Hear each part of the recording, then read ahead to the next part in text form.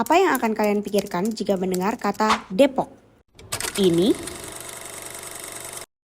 atau ini? Selamat datang di Kota Depok, Friendly City. Kota Depok adalah sebuah kota yang terletak di Provinsi Jawa Barat, Indonesia. Kota ini merupakan bagian dari kawasan metropolitan Jabodetabek dan berada di bagian selatan daerah khusus Ibu Kota Jakarta.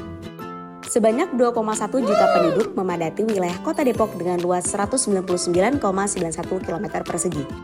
Penduduk tersebut tersebar di 11 kecamatan di seluruh wilayah Kota Depok. Dengan meningkatnya aktivitas perekonomian di Kota Depok, hal ini berakibat pada peningkatan jumlah penduduk setiap tahunnya dan berbanding lurus dengan sampah yang dikeluarkan oleh masyarakat. Permasalahan sampah yang terus meningkat mengakibatkan munculnya istilah sirkular ekonomi.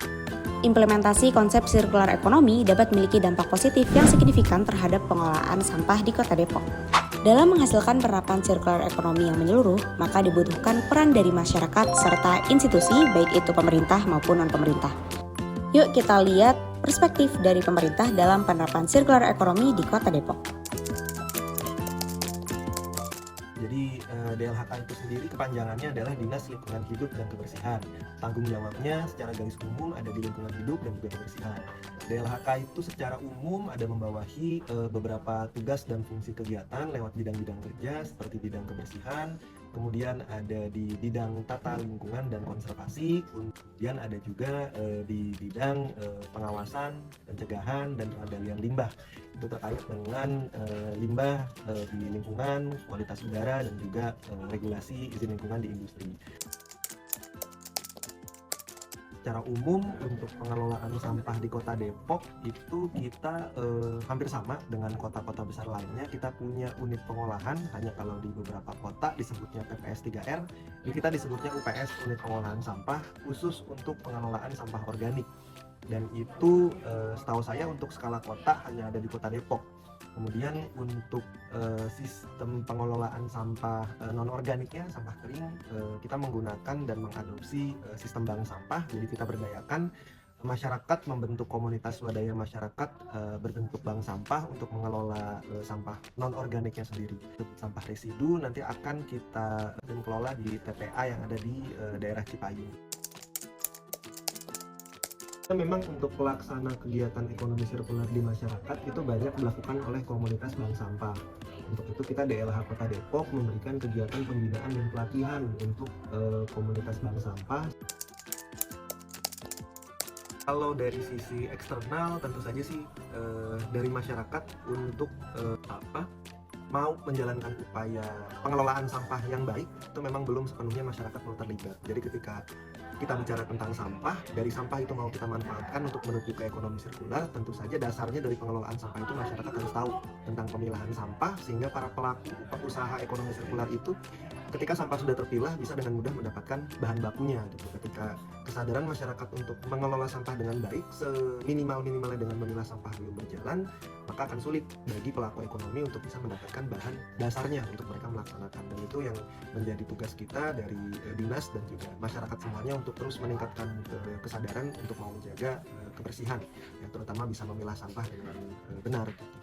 Peluangnya dari komposisi masyarakat Kota Depok yang sebenarnya heterogen ya, dari berbagai tingkat pendidikan, banyak juga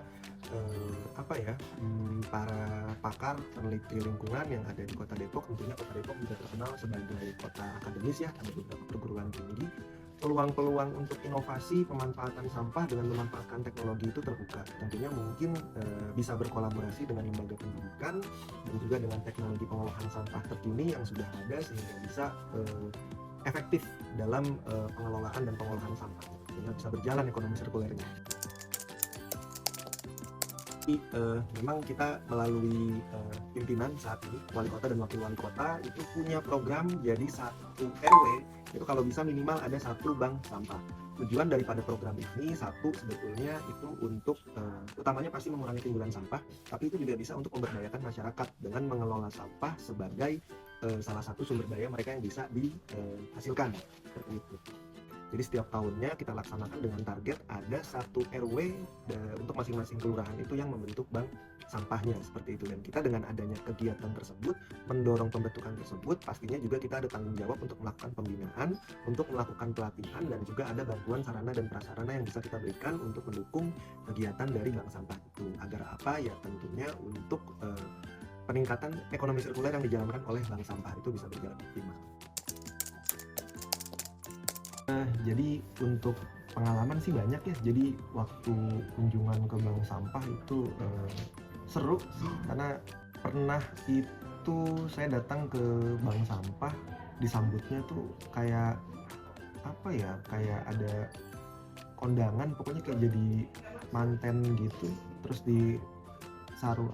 dikalungin dengan bahan-bahan daur ulang gitu. Terus ada mungkin kayak duta mereka kali ya, duta bank sampah itu pakai baju daur ulang gitu ya, lucu gitu dari mereka, kreatif. Pernah juga saya waktu itu datang ke bank sampah, disambut ada main angklung gitu. Jadi salah satu program pemberdayaannya di bank sampah itu mereka ingin memberdayakan lansia dengan angklung gitu. Jadi lansia itu ada latihan angklung gitu ya, walaupun lagunya kadang masih salah-salah gitu, cuma itu kan menarik gitu.